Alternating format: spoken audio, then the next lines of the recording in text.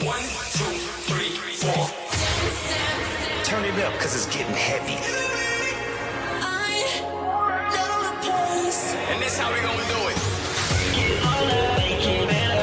Now put your hands up. So crazy right now. Your station, your heartbeat. Oxygen FM 96.9 Ibadan. Oxygen.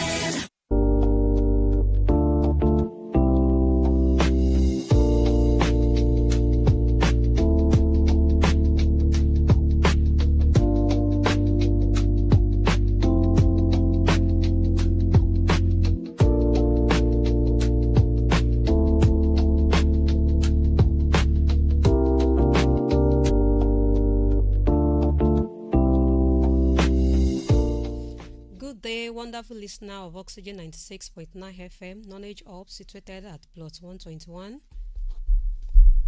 122, Obafemi Awolowo Way, Okeado, Ibadan.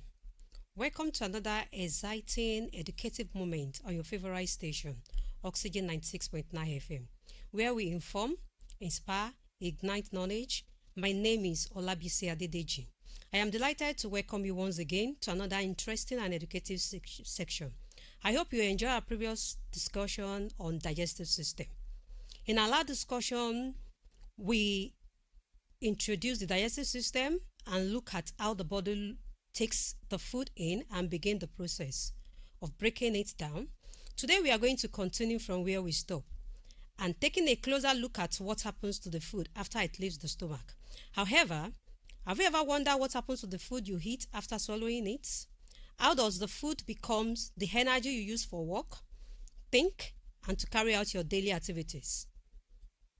And how does the body separate useful nutrients from waste? This is exactly what we are going to explore today. Our focus will take us into the small intestine, particularly the duodenum, the jejunum, the ileum, as well as the important role played by the pancreas, the liver, the gallbladder. We will also discuss the digestive enzymes involved in breaking the carbohydrates, the protein, the fats, and finally, absorption of digested food into the blood and the nerve. Remember, digestion is not simply eating food. The food you eat contains complex substances that must be broken down into simpler mode before the body can absorb and use them. Most digestion and nutrient absorption takes place in the small intestine. So whenever you are listening to us right now, stay tuned because we are about to take a fantastic journey together and the most important process happening inside your body. Get your pen and paper ready. Put away every distraction. This is Oxygen FM 96.9 FM, where knowledge meets life. Let us continue our journey through digestive system.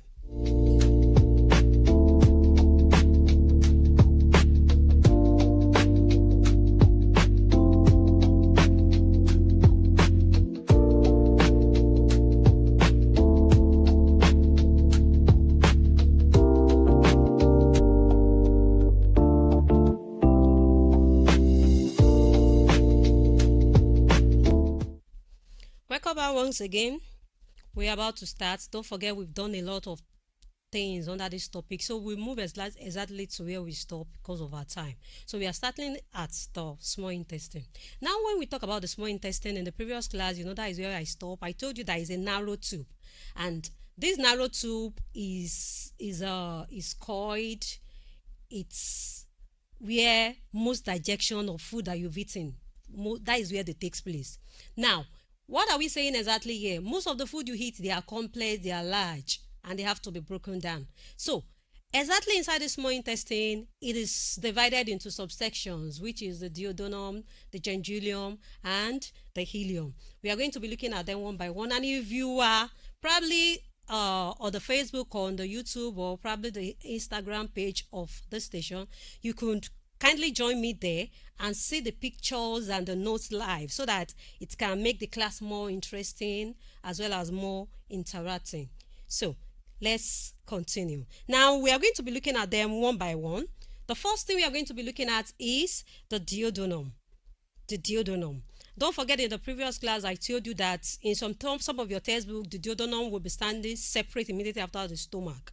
But never mind, some textbook will still make you to know that it's under a part under the small intestine. Wherever it falls, the most important thing is for you to know what the duodenum is all about. That is the most important thing that you need to know. So now, let's talk about the duodenum now. Now, the duodenum, what does it do? It's received bile. It's received bile from the liver or from the gallbladder.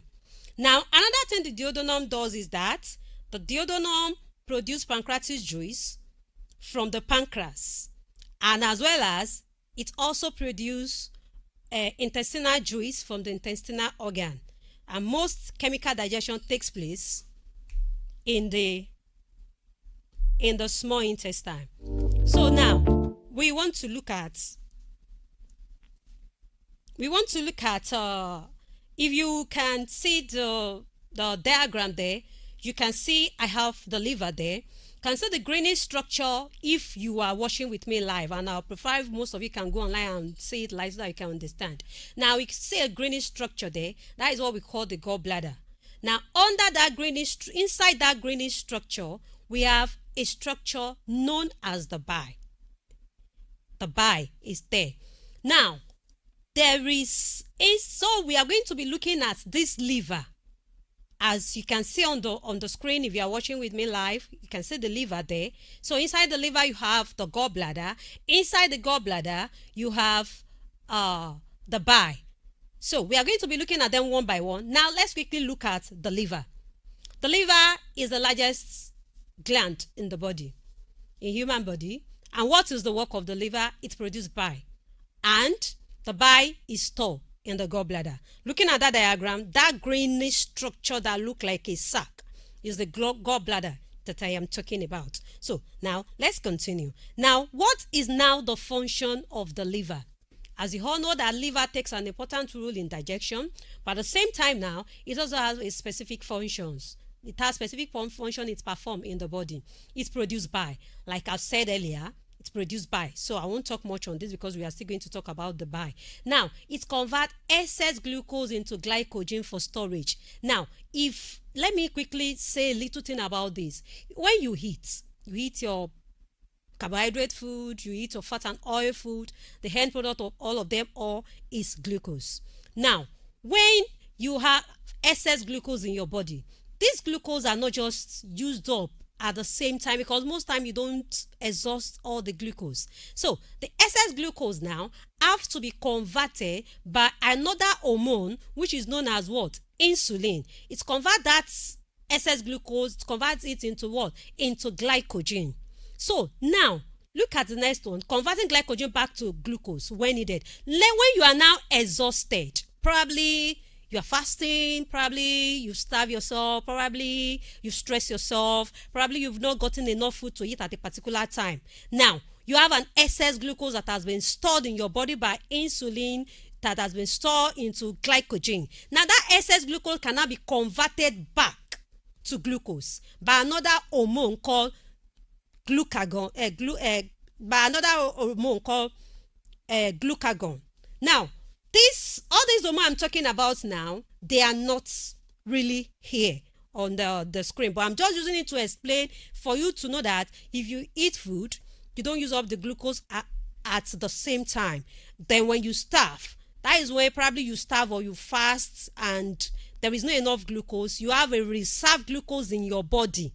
So that is when the work of glycogen comes in, breaking down the glucose, the excess glucose, which is glucagon, the glycogen will now be the glucagon will break the glucose, the glycogen back to glucose. Then you can now use it for your daily activities. So that is point number 3, converting excess glycogen back to glucose when needed. I've explained it. That is the point 1 and point 2 together. So store some vitamins and minerals. That is another function of the liver. They store vitamins and minerals that are useful to the body. Then they detoxify. This is another important function we need to emphasize on. What does it mean to detoxify? At times you take something that are poisonous, harmful to your body. So it is the work of the liver to detoxify it. What do we mean by detoxifying? to make it less harmful to you, to make them not affecting you in any way.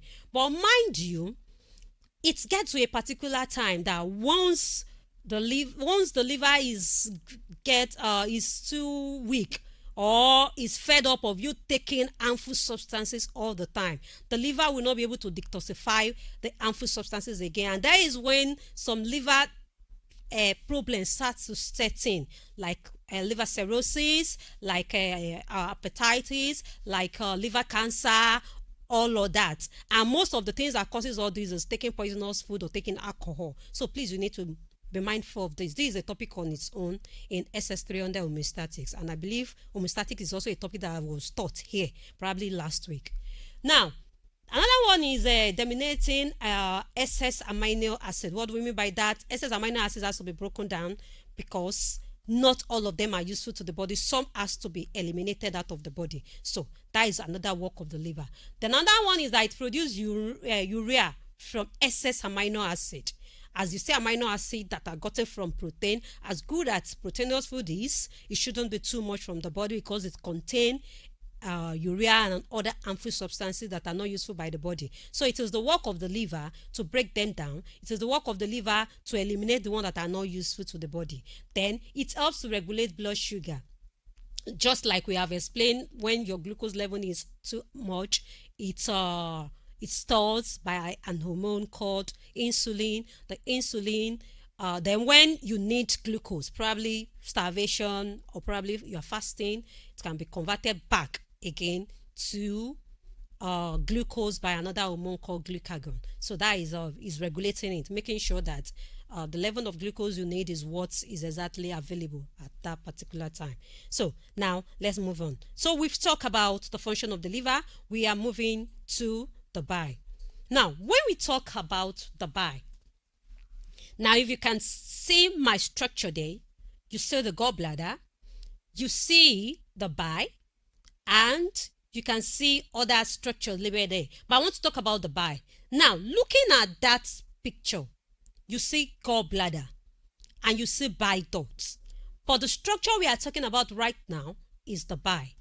What am I saying about the bile now is that inside that gallbladder, as you see that gallbladder, wherever, if it is chicken, if it is meat, you don't eat it, they are not edible.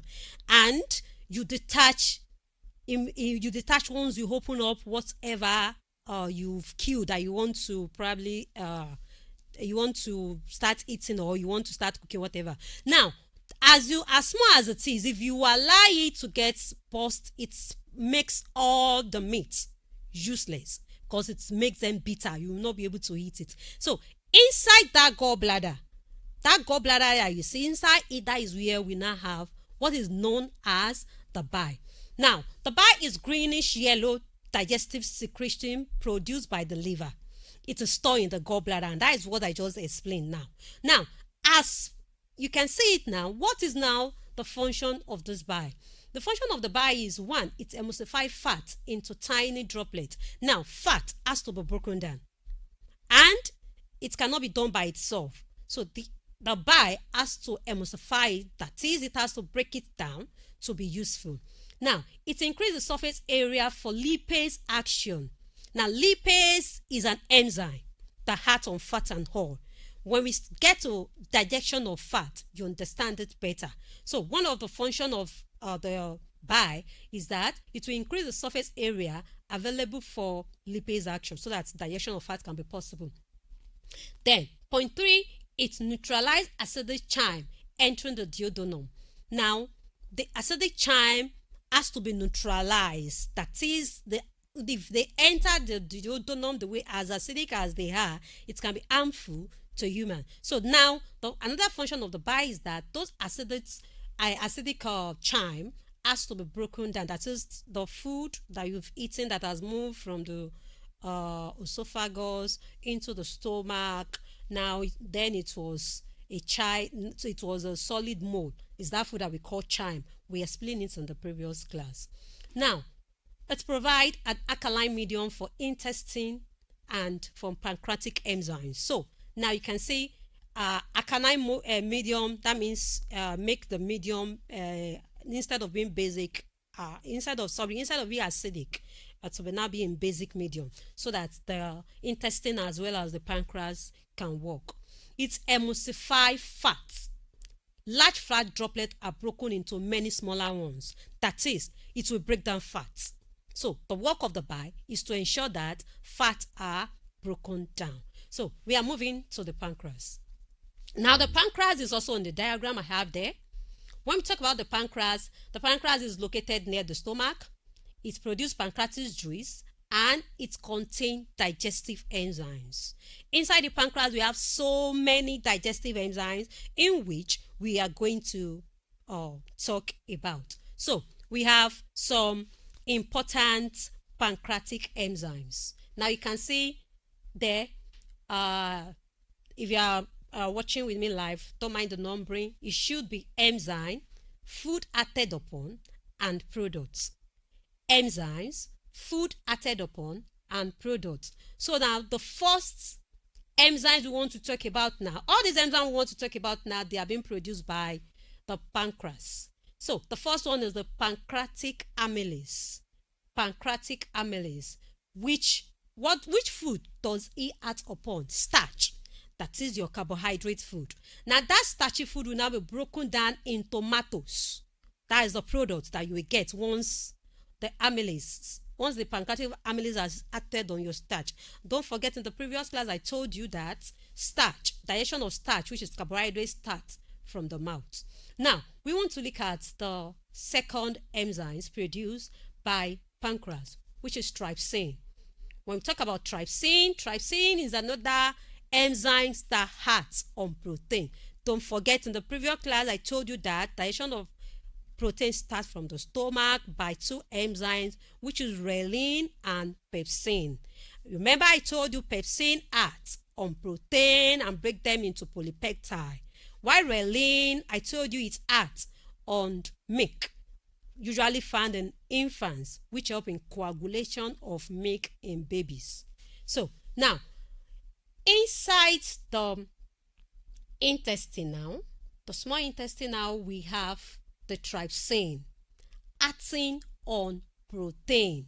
The remaining protein that has moved from the stomach into the small intestine will be acted on by trypsin, and they will now be broken down into small peptones. They will be broken down into small peptones. So now we have the lipase. That is the third enzymes, the lipase. Now when we say lipase, you remember we are talking about lipase under the liver then. That is an enzyme that acts on fat. That enzymes that act on fat. And once it acts on fat, it will break the fat into fatty acid and glycerol. And that is the end product of fat and oil. So now, if I might say now, digestion of fat and oil starts from where and end where? Digestion of fat and oil, if you can see the way we've continued now, is starting in the small intestine and at the same time ending in the small intestine. But for protein, it starts in the stomach. For carbohydrate, it starts in the mouth. So these are most of the objective or WAEC and JAM questions that they often ask. So now we are moving on. The pancreas. Now the pancreas is we are still under the pancreas. It produces other hormones apart from those ones we've talked about. These ones we talk about that are up there, they are pancreas. They are the hormones, they are the enzymes that are produced during digestions. So these pancreas also produce other hormones. Now you can see insulin and glycogen. I've talked about it when I was talking about excess sugars and the like. So these are also other hormones that are produced by pancreas. So, and what do? They regulate the blood sugar. I've explained them up there if you were really following me. So those are other hormones that can be produced by the pancreas apart from the digestive enzymes that it has produced. Now let's move to the gallbladder. You know, I've shown you the diagram of the gallbladder if you are watching with me live, and I have really explained what the gallbladder is, and it's a thing that most of us know if you are used to probably stay in kitchen with your mom when killing chicken and lice, and they start to tell you, let's remove the gallbladder. in our native language, Yoruba Mani, Oronro. So that is what we are talking about there. So the gallbladder is a small sac located beneath the liver. It was shown when we are talking about the liver there. What is the function? It stores and concentrates produced by the liver and release it into the duodenum when required. So we talk about it there. So I don't really want us to waste time on that. So let's move further.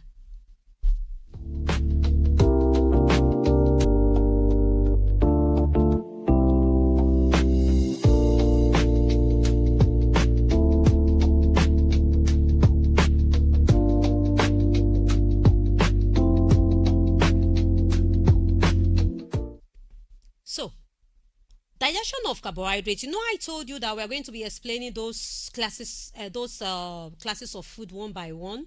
Now, carbohydrates, you know, it has started from your mouth with the help of the saliva that contain ptyalin or salivary amylase. Now, it is converted into simple sugar, which is usually known as glucose.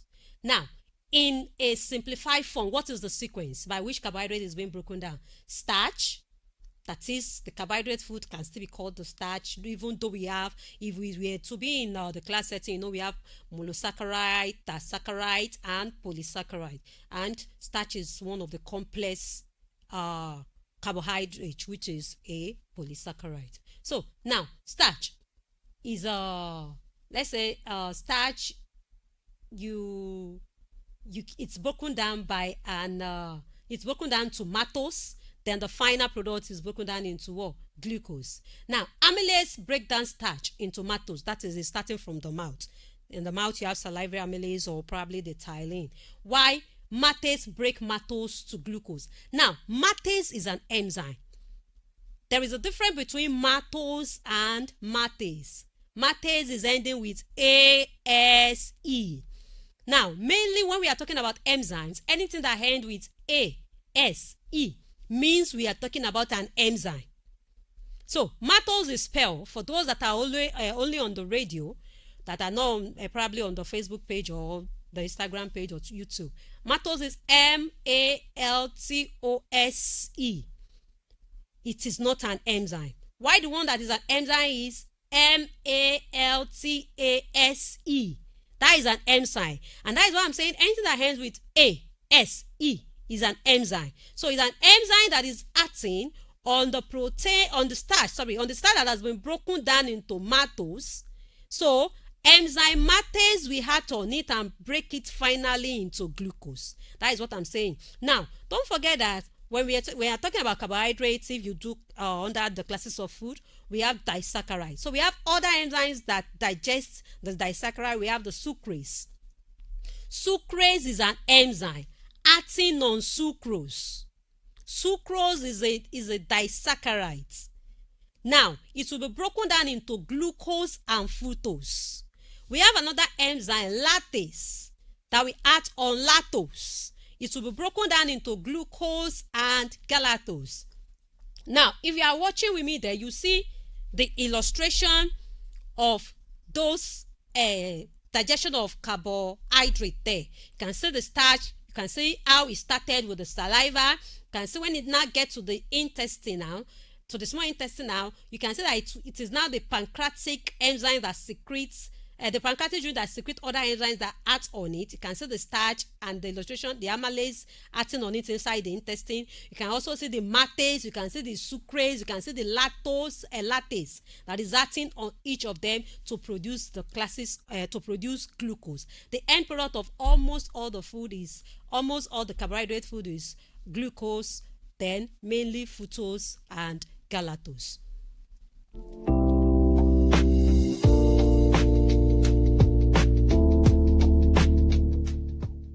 So, digestion of protein.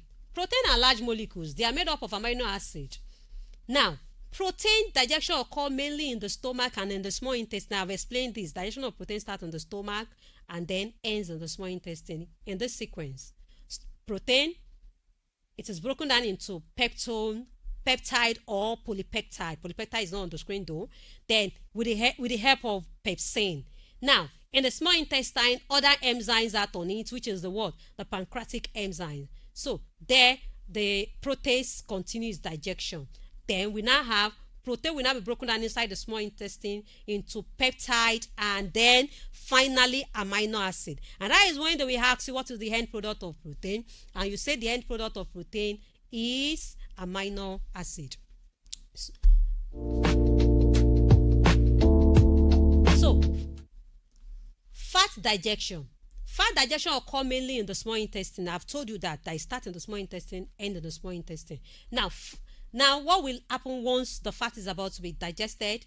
The fat, the bile will emulsify the fat. Don't forget we've talked about the function of the bile. So then the lipases act on it. Don't forget we talk about the lipases and enzymes that act on fat. In this sequence, fat will be broken down by the enzyme lipase into fatty acid and into glycerol. So once you're asked, what is the end product of fat and oil? It is fatty acid and glycerol. So then they cannot be absorbed into the small intestine.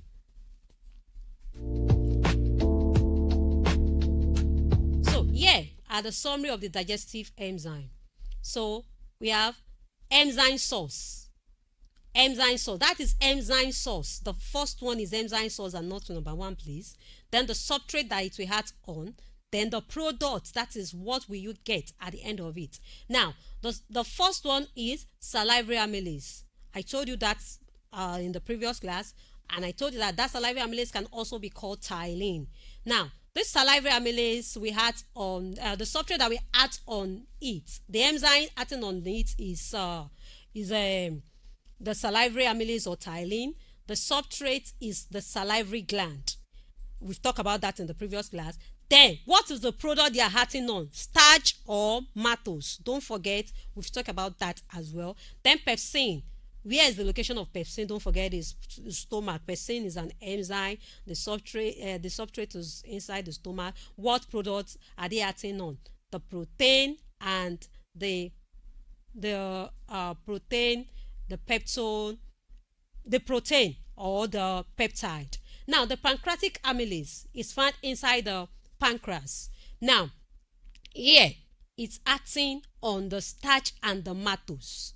So now we have the trypsin. Don't forget all these enzymes, we've talked about them before. So this is just like the summary of all those enzymes involved in digestion. So the trypsin now also found in the pancreas. In the pancreas, what products do they act on? Protein, peptide, and smaller peptide. Now lipase, don't forget, is an enzyme acting on fat and oil, also found in the pancreas or in the small intestine. What are they acting on? Fat, fatty acid, and glycerol. Now, mate, sucrase, lactase, all these are also carbohydrates. Don't forget that they are under carbohydrate. What are the substrates or their location is inside the small intestine.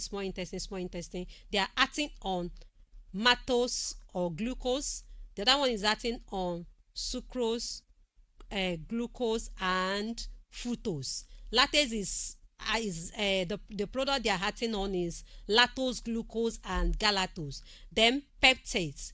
Peptides is enzyme acting on protein. So, and they are found in the small intestine as well. So now, what are their products they are acting on? Peptide, amino acid.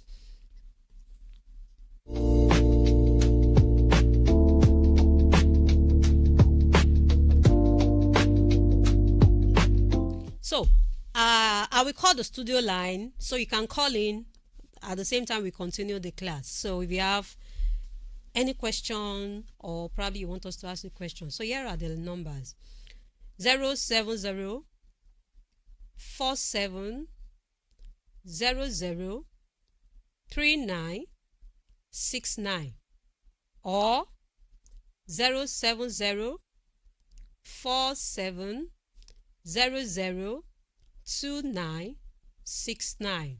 I repeat those numbers. The first one 070 47 00 3969. The second one again 070 47 00 2969. So the large intestine Now for the large intestine is shorter but wider than the small intestine. Now in the illustration there, you can also see the small intestine is there, the large intestine there. Even basically now we are talking about the large intestine. Now for the large intestine now, it consists mainly of this part, which is the cachium, the colon, and the rectum. So now we want to talk about the cachium. We are talking about the cachium now. So now when we talk about the cachium, so for the cachium, we are going to be looking at it together with the appendix. We are going to be looking at it together with the appendix. We are going to be looking at it together with the appendix. So now, okay, before we look at the cachium and the appendix, let's look at the function of the large intestine. The function of the large intestine is that it will, 1, absorb water. 2, it will absorb mineral salt. You know, when you eat, you drink water. When we cook with water. So those water need to be absorbed too, so that the useful materials can go to where they are needed. Water can go to where it's needed, and your useful materials can also be eliminated out of the body. So then it absorbs some mineral salts. So then another function of the large intestine is that it houses beneficial bacteria. As you think, I think I said something about that in the previous class, that beneficial bacteria, we have them. We have beneficial bacteria that are useful in digestion. So they don't harm you. Their own work is to help us to digest, to complete the digestion process. So then the large intestine also helps to form feces. Then it helps to store feces temporarily in the rectum. So feces are stored temporarily in the rectum before they are now passed out of the body through the anus. Now let's quickly move to the cachium and appendix. So the cachium is a punch-like structure at the beginning of the large intestine. Attached to it is the appendix. Now, if you can remember the diagram we have up there, you see immediately after the small intestine, we have the cachium going down, then the appendix, before you get to where the rectum and the anus is. So this is looking like a punch-like structure. It's usually found at the beginning of the large intestine, and it is attached to the appendix. Now, this appendix, now let's talk about the appendix. Appendix used to contain nephroid tissues and contribute to immune function, although they are not usually essential for digestion. They are not usually essential for digestion, but at the same time, they are still a part in digestion. So, and you know, sometimes some people used to do, when this appendix that we are talking about gets probably filled up with stones and the like, they do a minor operations to remove the appendix.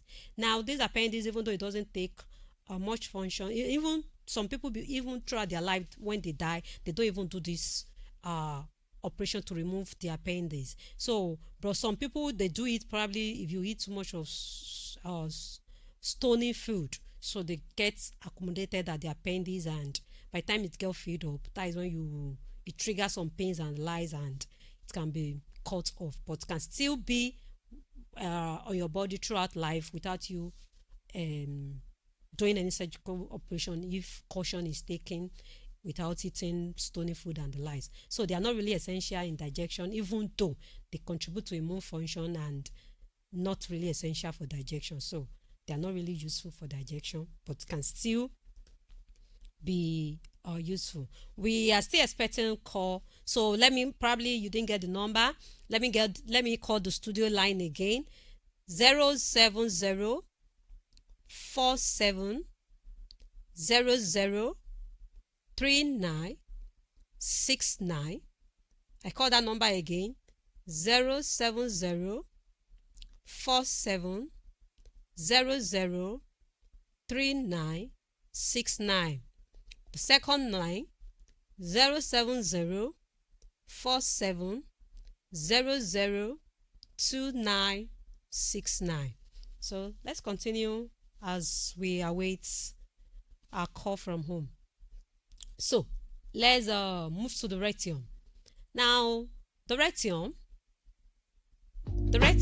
is the terminal part of the large intestine. That is the part of the large intestine where the large intestine is about to be to end. So that is why we call it the terminal point. What is the function? I've said one of the function earlier, that it stores feces before they are being expelled out. Immediately the food get digested, that is not when you feel like going to the toilet. The feces still stay in your body for some times. Then by then you can now feel probably pressed and go and probably defecate. So now where the feces passes through, once it is stored in the rectum, it passes through the anus. Anus is now opening through which the feces leave the body. It's an opening through which feces leave the body. So now that point where I have 3, if you are watching with me there, it should be, we just want to talk about ejection of food, not point 3 anyway. So the process of removing undigested feces, fecal material from the body is known as ejection or defecation. So that means when the process of digestion is completed, there are some materials, there are some things in those food that are not really useful to the body. They have to be eliminated out of the body. And through which process will they be eliminated? They'll be eliminated through the process of ejection or defecation. And that is when you can now feel pressed and say you want to go to the toilet to defecate. And don't forget, feces is not an excretory product. It is only a waste product from a digested food. Take note of that. Feces is not an excretory product, but a waste product from digested food. So you need to take note of that. So let's continue our class, as we can't get any call from home. So absorption of digested food. Now, the food you've eaten now, it has been digested, so definitely the useful nutrient has to be absorbed by the body. If you follow the topic from the beginning in the previous class, we are talking about the absorption of digested food and the like. So let's quickly look at that absorption. Now, absorption is the movement of soluble product of digestion from the alimentary canal into the blood or limbs. You've eaten, the food has been digested. Now, this food that has been digested, they will now be absorbed by the body. So now, through which this food are now absorbed. The main site of absorption, don't forget, is the small intestine. You might be asked, the 2 main functions of the small intestine is absorption and digestion of food.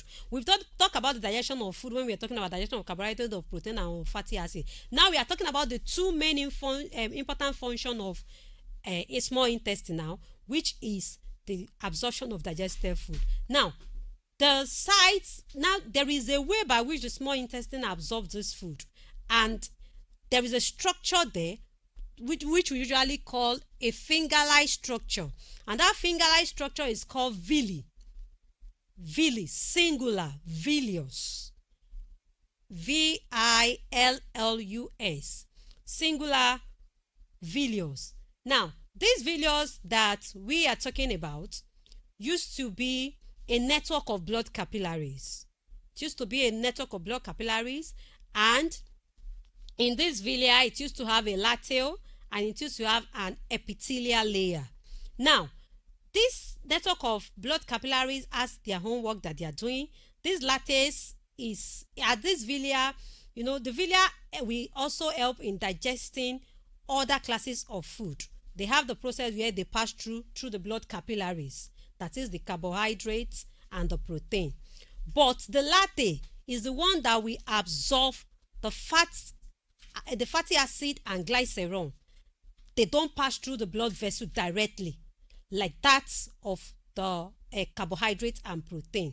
Then the villus also have a tiny epithelial layers that will help this digestion.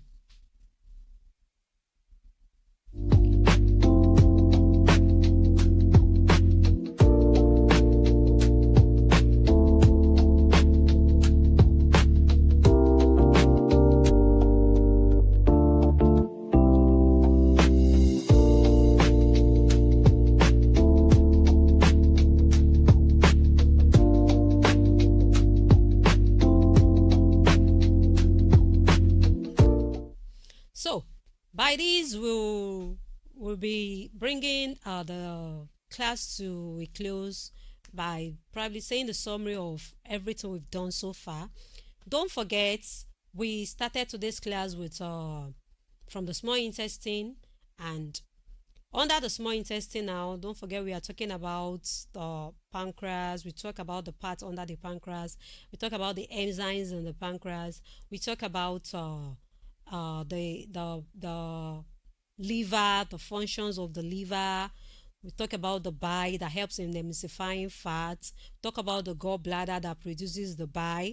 Then we talk about the pancreatic enzymes, and I told you about the trypsin. Then we talk about the lipase. Talk about the pancreatic amylase. Don't forget, it's the pancreatic amylase that acts on carbohydrates, while the trypsin is acting on the protein, and the lipase is acting on fatty acid. So we went further to talk about those enzymes, the food and the substrate they had upon. Then don't forget we went further to talk about digestion of carbohydrates, which the end product of carbohydrates is glucose, fructose, and galactose, depending on the class of that carbohydrate. Then don't forget we also talk about the protein. Don't forget the end product of protein is amino acid, and don't forget we talk about the fat and oil. Fat and oil, which the end product is fatty acid and glycerol. So we went further to talk about the large intestine, and don't forget the main function of the large intestine is absorption of water. Then the parts involved in the large intestine, which are the so with this we are bringing the class to an end. See you next week on the same station, same time on Biology on Air. I remain my humble self, OLABISI ADEDEJI. Thanks for listening. Thanks for watching. May see you next week.